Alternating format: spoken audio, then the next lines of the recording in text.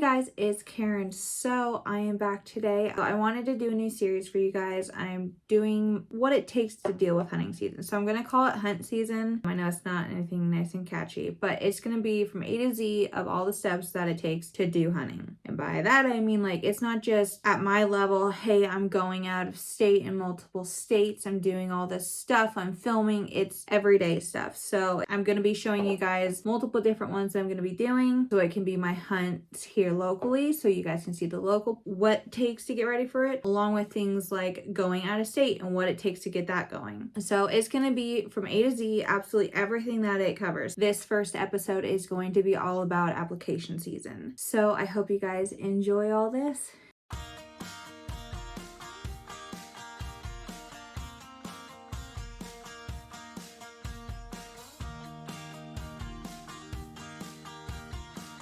So first things first is application season. Since it's application season, that means Go Hunt. Yay! I'm not sponsored by them yet, but Go Hunt, if you're listening, I would love to talk to you guys about being sponsored. Love you guys, like seriously, I go on mapping like on a daily basis. It's like my coping mechanism for a stressful day. It's like a must. Anyways, so first things first is we're going to go on the Go Hunt website. It is a good thing to become an insider member for them. With insider membership, you are able to have multiple different things. You have the tools, you can track your points, you have filtering 2.0, you have draw odds, species details, state regulations, and all that good stuff. First thing that I always do every single year, or if I'm new, open an Excel sheet. This is if you do not decide to get Go Hunt. This is smart to have this. I still have it as a backup, but open a Excel sheet. Put what state you are applying for, or just in general have your license for. Put your username and your password. That way, no matter what, you have it somewhere safe. Because when you get into doing all these out of states, there's so many different things that you have to log into. It gets very confusing. So it's nice having this state as this password and that username or email, even though you try and keep it all the same, but sometimes you can't. And then I also put my license number, because some states will give you a different license number. It's not like my California Go ID works for other states. It's all sorts of complicated. Now, if you decide to start doing points, then you would want to start putting the points in there also. But we're going to start there. So I've made an account. I've taken my hunter safety. I've got all that stuff figured out. I am now able to go hunting. I have my license for that year maybe already. It depends on when you're watching this. So if I'm here in the Go Hunt, I want to go to filtering 2.0. When I do that, I am then going to hit California because that's my home state, sadly. You know. So don't come after me in the comments for being a Californian. I hunt, okay? I love hunting. It's all I ever do, and I am from Northern California. Northern. Anyways, so let's look at Columbian black-tailed deer. That is what I have in my region. I'm going as if it's local right now. So there, it'll now show me all the different units that I can apply for. So I know I'm going to hunt A zone this year, so I'm going to click on A North. And it's going to give me a snapshot review of everything. So it'll tell me the general size of them, the trophy potential, the territory, how much public land, rough square miles the unit or zone is, the elevation that it can be, the vegetation, the access, camping and lodging options, historic temperatures. Now remember, in my area, it really, really sucks because our season in A zone is the best time of year. Archery is in July and it goes till August, whereas the rifle is August to September. Yeah, it really sucks. It really does. Anyways, not the point here. So it'll give me a quick overview of all the things I might need to know, including the moon phase. Remember about that, guys. So I am looking at this now and I'm going to decide, okay, I want to do A zone. I want to do black-tailed deer. I'm going to actually go into the draw odds now. Hey guys, sorry, this is editing Karen here. I noticed that I never finished this portion, so I want to do one of the hunts that I did in the past. So here we are in the draw odds section. I'm going to go to California. I'm going to change myself from resident to non-resident. And I'm going to do mule deer. Now, I was a resident at this time, but I just want to see what it's like as a non-resident for this hunt. So here we go. I would have 0 points. I want to look at doing X9, I think it was B that I did. So right here, I have 100% chance of getting it with 0 points. This is just for archery. Notice up here it says it's the archery section.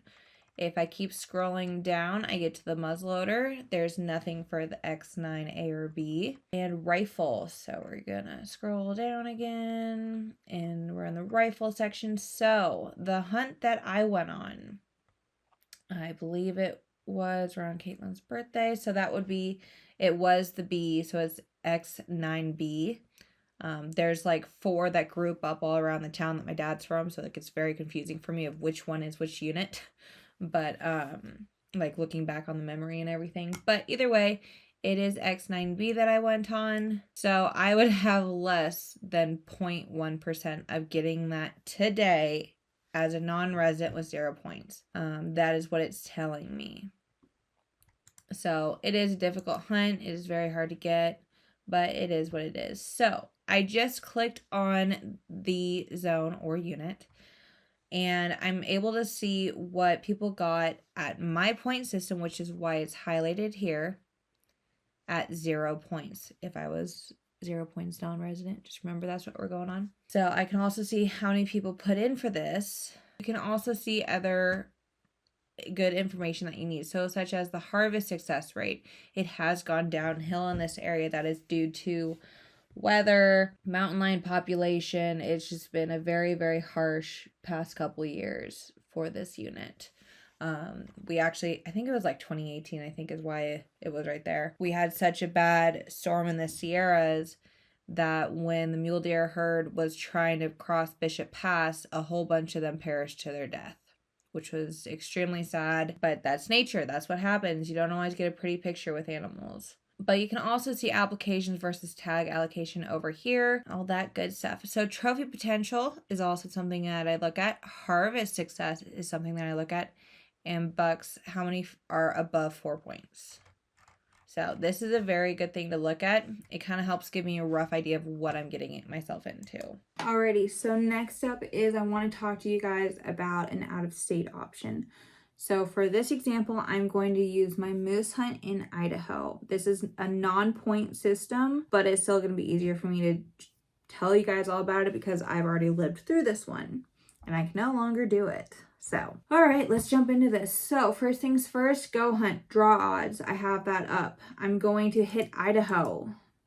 Now I'm going to put non-resident because that's what I was at the time. I still am. And then I'm going to go down to moose. It's going to load everything. Since Idaho does not have point system, it's going to make it a whole lot easier. Now the fun part. I know I don't want archery, so it'll give me the percentage odds for being a non-resident. I also want to look at the draw odds button, but that won't do anything here. The season, I know I would like any lethal weapons controlled, so I'm going to click on that. It's going to take away the archery season and the short range weapons. So that's all that's left, and it's going to show all the units and your percentage of possibly getting it. Now, it's also going to tell me how many tags are allocated for that unit. So let's see if unit 70 has changed. Unit 70 is still 1. So by 1, if I go back and I put residents of moose, and I still want any weapons, I'm going to scroll back down to 70. It shows me 5. So that means there's 5 tags in the state of Idaho for unit 70 that go to residents. And there's 1 more tag that goes to anybody else in the whole world that is not a resident of Idaho. So I was this one. It was great times. But anyways, it's going to tell me that. So as of this last year, I would have a 5.5% chance of getting it. And there was 95 applications that were put in for that unit. So, hey guys, so again, editing Karen, I realized that I kept this to resident. Now, as a non-resident going for this moose tag as of this last year and everything, we're going to show that. So I'm going to scroll down to 70. There's 70. So 1 tag got allocated, which I told you guys that, and 23 applications were in for that unit. So that's pretty good. And my chances for that hunt, if I were to do it, was 3.2% chance of likelihood of getting that. So this is just the non-resident. Now back to the video. It's always good to look at that, but one thing I also like to look at is the filtering 2.0. So we're gonna go into that section. I usually have like multiple different tabs up for GOHUNT, so I can like switch back and forth. It makes my life easier. I'm gonna hit Idaho, and then we're gonna do moose. Now, since we know there's no points, I don't have to worry about that. It's highlighting now of all the state of Idaho, which units have moose tags. So we're gonna leave it to non-resident. We don't have to worry about points, which is nice for this example. Now, season, I would like any legal weapon. It still hasn't taken anything away yet. Now, public land is a very important thing to look at.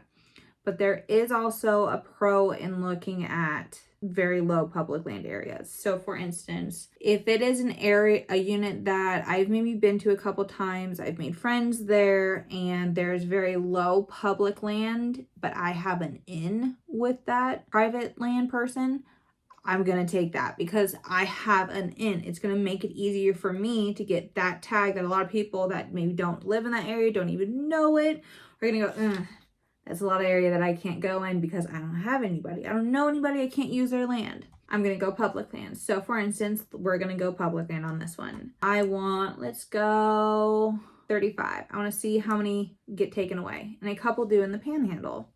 Okay. I'm going to now move it to 45.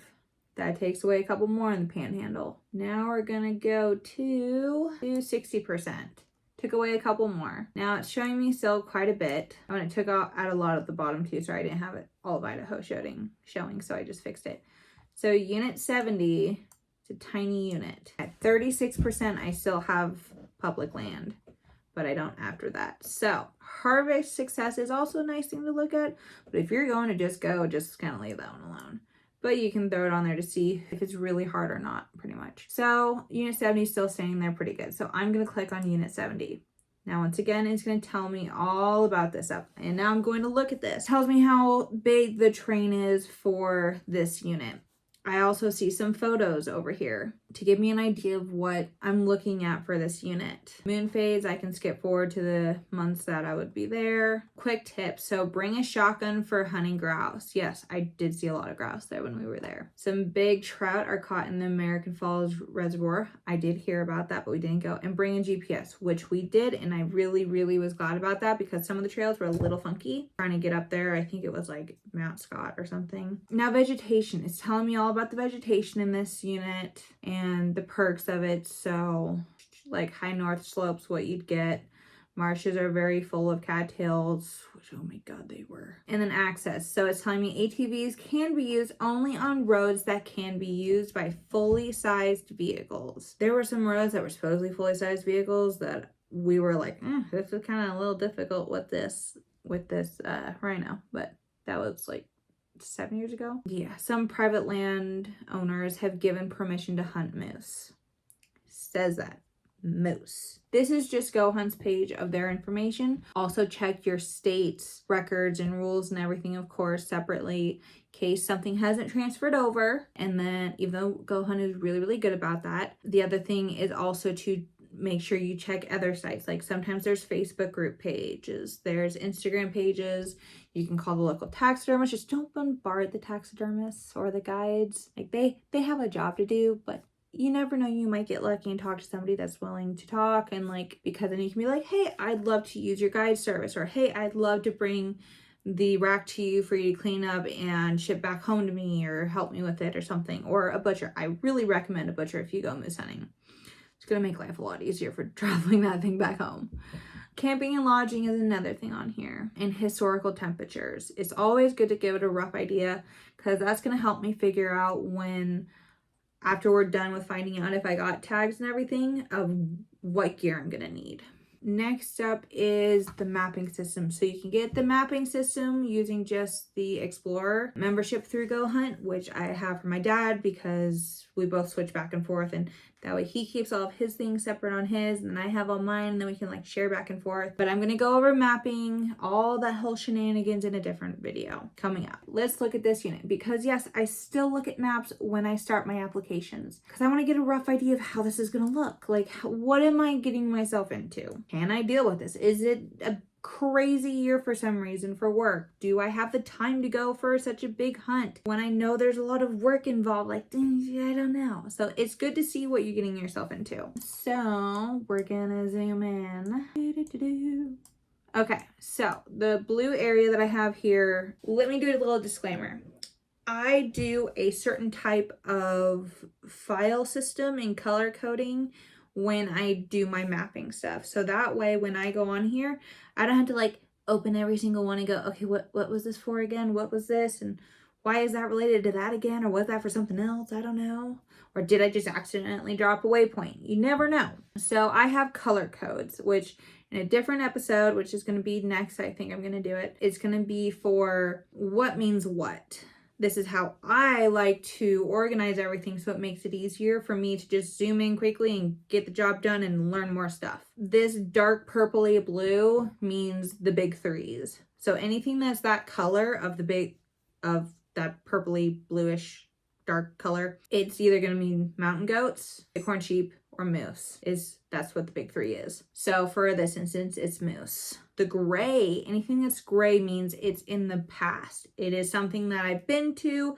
It's good. It's done. We're done. I really doubt I'm going to be able to hunt there ever again. So unless I go for deer or elk. But anyways, I then have that stuff. So first of all, I have a spot where we parked. So I put the parking waypoint because I noticed that there were some trails through there. So I marked the trail that we took because we had maps then, so we just highlighted where we had gone, and I wanted to put it into the system in case I need to do this, or like my brother gets the tag, we can do this all over again and remember where things were as best as we possibly can. I still have my old paperwork stuff. So we liked to use the unit area of Mink Creek. It produced a lot of good moose. We saw a lot of cows and calves. There were, I think, only 2 bulls that we saw, but we were still pretty early. But it's the only time we could go. So, where do I want to go? We'll go in the main gist. So this here is the main portion of the roadway into Mink Creek. I marked where there was a gate, so it was a cattle guard gate, where we camped. There's 2 camping spots on this one, and that's because one was for when I brought my husband there on our engagement trip. I wanted to show him where it was and everything because he wasn't able to go on that hunt with me. I put that down so I remember, hey, this is a good camping spot if I ever just decide to go back through there again. Since we're going through this as if I haven't been there, I'm going to say, looks like that could be housing or it could be trailers. That could be good flat ground next to the main road to camp. I can also see waterways. I can also see that there is a creek, which really is a giant mess. So if you are planning on hunting this unit, bring a water sled. And if you wonder what a water sled is, I will tag it in the link down below. Yeah, my dad found this like roll-up tarp thing, and it was like absolutely amazing to put all the quarters on and then try and like slide it out because it was such a pain to get through that marsh. So it's not really a creek, it's like marsh water. So trying to get through there and like having quarters, like I had it like wrapped around the back of my neck and on my shoulders and trying to lift it up with my arms and waddle through the water, trying not to get the meat wet at all because it like helped curled up around the meat and then slid on top of the water, schmuckish shenanigans. So side story. Anyways, so I can go through here and see what looks appealing. So I see that there's a creek. I see what kind of trees and the marshy looking areas of it all. And I can decide, okay, is this actually going to be something that's going to be good for me? Is this actually going to produce the animals that I'm looking for? I also jump into 3D and kind of like just spin it around and see what I'm looking at. So we're gonna do that. Whee. You can kind of see that there's like some rolling hills and then it leads into the mountains. So we would then decide, okay, is this what we're looking for? And then you can see the straight line of public versus private and how the environment just changes. So it was a good idea to stick around somewhere like that. That was beneficial. We saw quite a bit of critters on that forefront. So that's a good thing. That was like, ooh, that could actually work in our favor. So looking at the land can tell me a lot of different things. It can tell me, is it actually going to produce what I'm looking for, or is it going to be a lot harder than I think? Because if it's going to be a lot harder than I think, then you want to put in that extra time and make sure you can actually deal with that this season. Hey guys, so I realized I did not do an outro for this. I know there's a lot more stuff to talk about, so do not worry, there's more videos to come. This is just we're getting the ball rolling, looking where we want to go. So I hope you guys enjoy this video, and do not forget to like and subscribe. Next week, I have some big stuff going on. I get to go to the Gunsight Academy with Girls with Guns in Ruger, and I'm extremely excited for this. So I will be filming and posting and everything. But next week video is going to be a pack with me for Gunsight. So you'll see everything that I'm going to be packing. And then of course when I get home you'll see everything that I came home with, because I am getting some swag there. So stay tuned for all the next videos on this hunting series, along with everything from Gunsight. So thanks guys, and don't forget to like and subscribe. I'm on YouTube, I'm on Instagram. Do not forget to look me up. I have my own website that you can find this stuff on also. So have a great day guys. Bye.